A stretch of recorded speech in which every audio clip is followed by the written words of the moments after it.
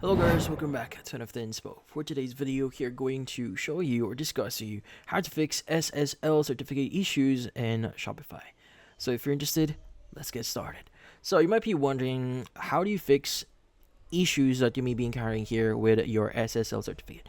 So usually your SSL certificate is actually connected to the provider for your DNS or your domain here, which in this case you need to fix the problem via your actual provider. So that actually depends on where you got or what provider you're using. So if you're using GoDaddy or Hostinger, depending on what you got, the steps might be different. But generally speaking, the first thing you want to do is you want to make sure that you've actually waited enough.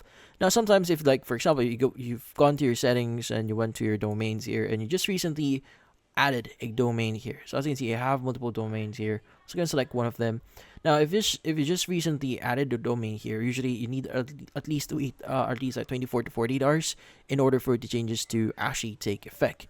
Now, in this case, if you just recently added your domain, again, you just need to wait 24 to 48 hours, and once that's it's actually up, usually the problem should resolve itself, because we have a thing we call DNS propagation. So sometimes your domain is not yet set up, so that's why you need to wait.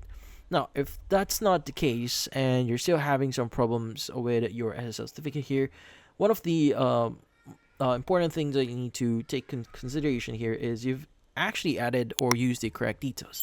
Now, we all know that in order for you to connect your domain, you have to go to your DNS management section here, and you need to add your domain.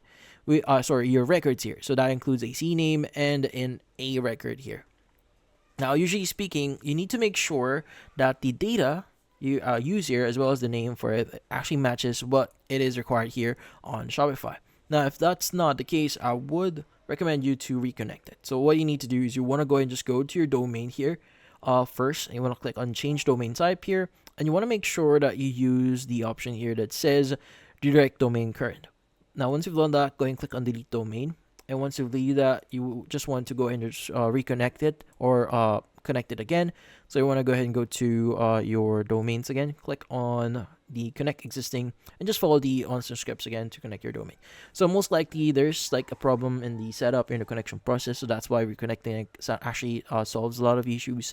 But if none of this actually solves your issue, it is most likely there are some problems on the domain you're currently using. So it's best to reach out to the support of whichever provider you're currently using right now. So if you have like a GoDaddy account or a domain, you may want to reach out to their help center here or their support to see what they could do for you and to solve this problem. But in this case, that's about it.